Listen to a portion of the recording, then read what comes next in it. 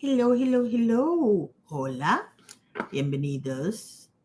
Welcome. Buenos días, buenas tardes, buenas noches, wherever you are. Good morning, good afternoon, or good night.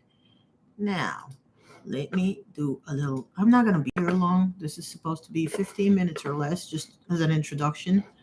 But I'm still going to announce it because that's how I roll.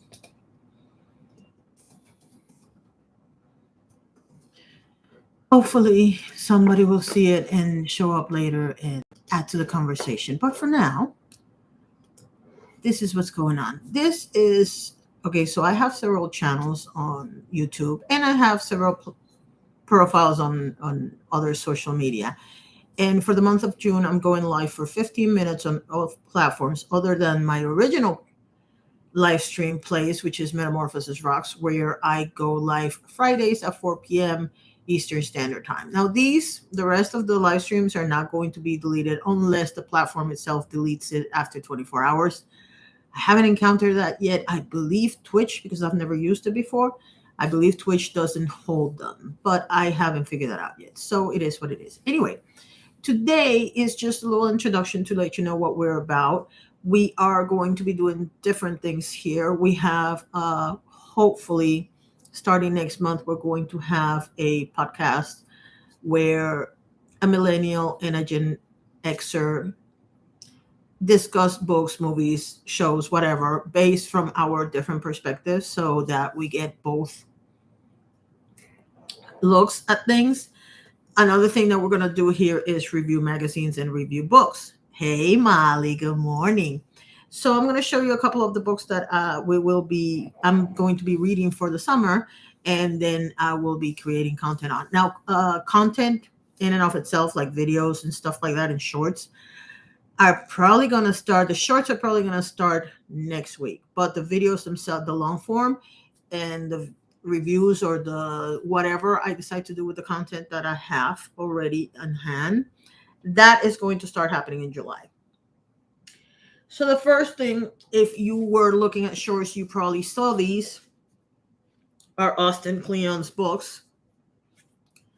Still Like an Artist, which is the one I read, Show Your Work, and Keep Going. And in fact, I'm going to say I had Keep Going and Still Like an Artist. And when I read Still Like an Artist, I found, because I had put it away, Keep Going. And then I bought this one because I wanted to have all three of them in order to have like a logic discussion on the writer himself. I follow him on Twitter, full disclosure.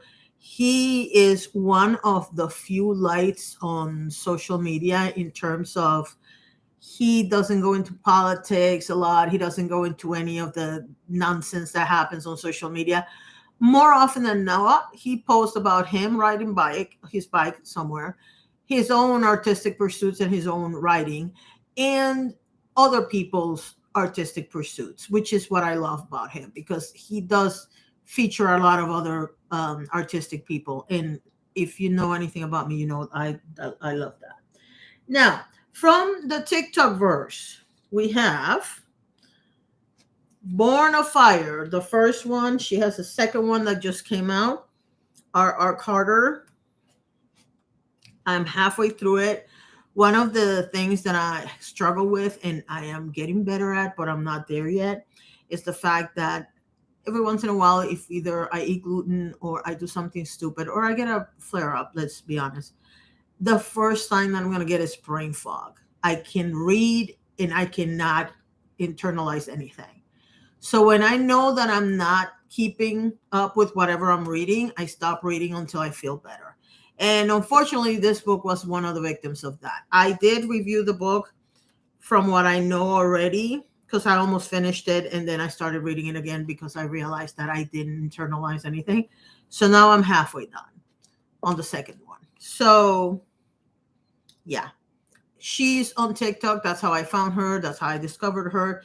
And I'm quite enjoying her book. I mean, keep in mind, I'm not the target audience, but I don't believe in target audiences unless we're talking about nursery rhymes and things like that. And even then, there are some books, and we'll talk about that later, that are interesting to me.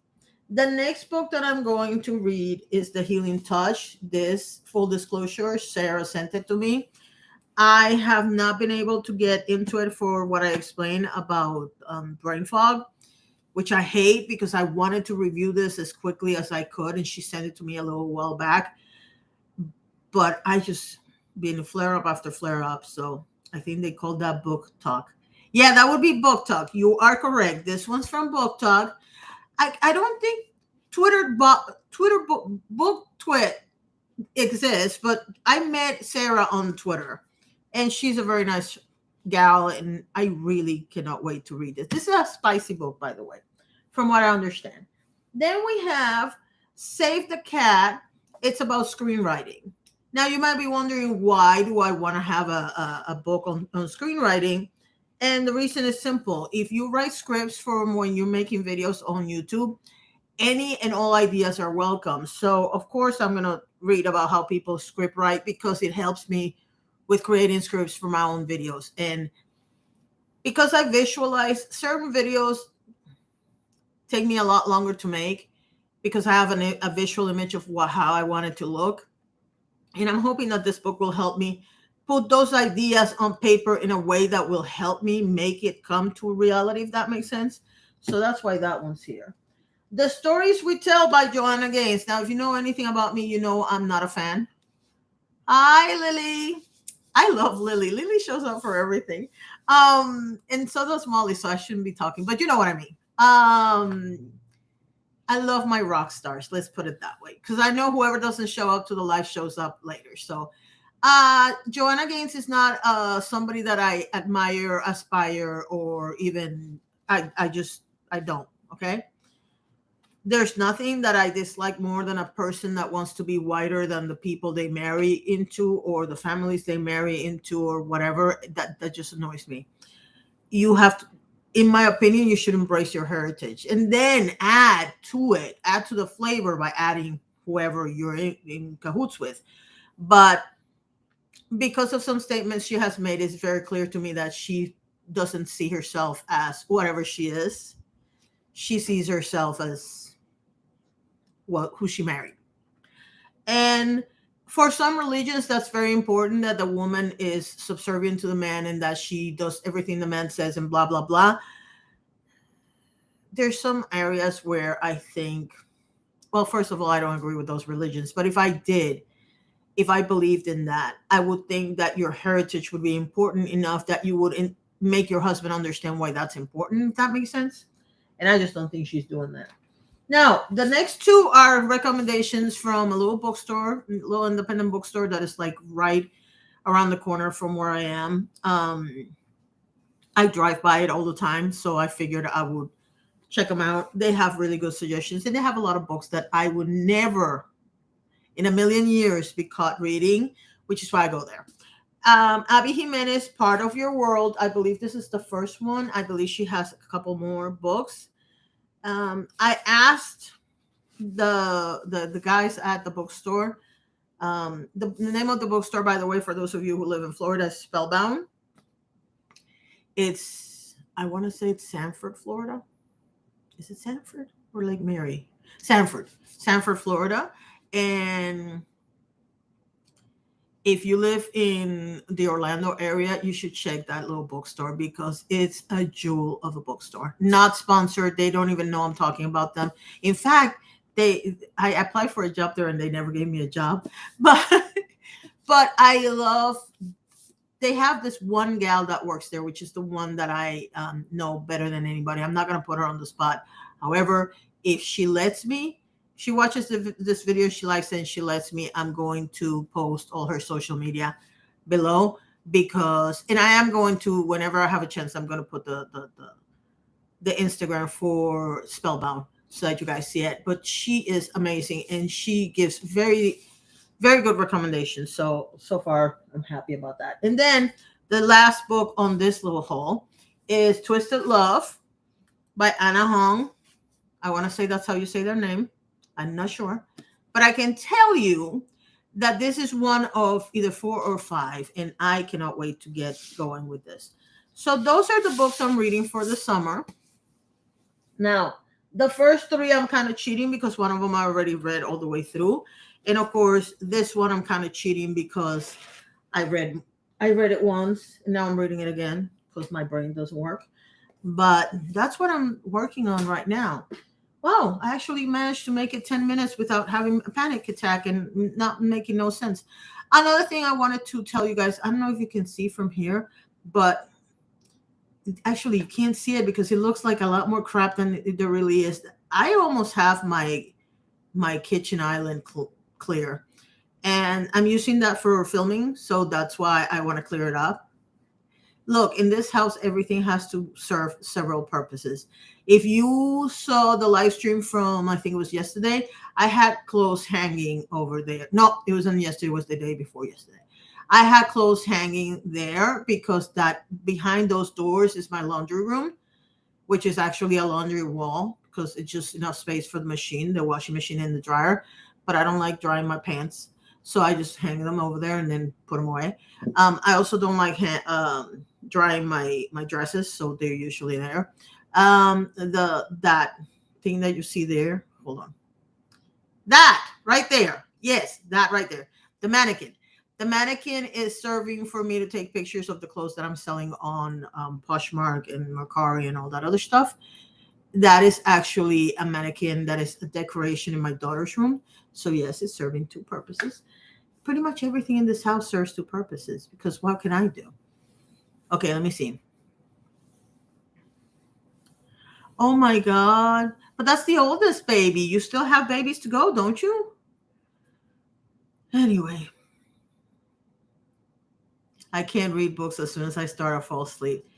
That's not a bad thing necessarily. I mean, that might be that when you were, I don't know if when you were little, that's how you went to sleep, but that's one of the things that I try not to read when I'm in bed because when I was young, not a little baby, young, my this particular summer, well, okay, let me back up. I want to say it was 10th grade because I went back to school the next year. So I'm going to say 10th grade because, wait, ninth grade, 10th grade. Yes, 10th grade. We read a book by a man called Gabriel Garcia Marquez in Puerto Rico in Spanish class. And I fell in love with his writing. We had this tiny little book, and the last words on the book were a curse word. Now, mind you, this is Catholic school. So we were kind of surprised that the teacher got away with that book. But she did because she taught it for a bunch of years after that. Anyway, I fell in love with the way he wrote. And then I got a book called 100 Years of Solitude, which no, I did not buy the English version because he wrote it in Spanish. I bought the Spanish version. And I spent the entire, I said, oh my God, this book is so long. I'm going to spend the entire summer. It took me 3 days. Yeah. That's why my daughter and I used to compete with Harry Potter books because she would read it in 2 days and I would read it in 2 days and we would like swap notes and whatnot. But yeah, it didn't last long enough. So then I had to go and buy another book from him and another book from him. And I ended up reading that summer. I ended up reading like 4 or 5 books in between going to the beach and hanging out with my friends and doing all the dumb things people do when they're teenagers without a job because it is what it is. But yeah.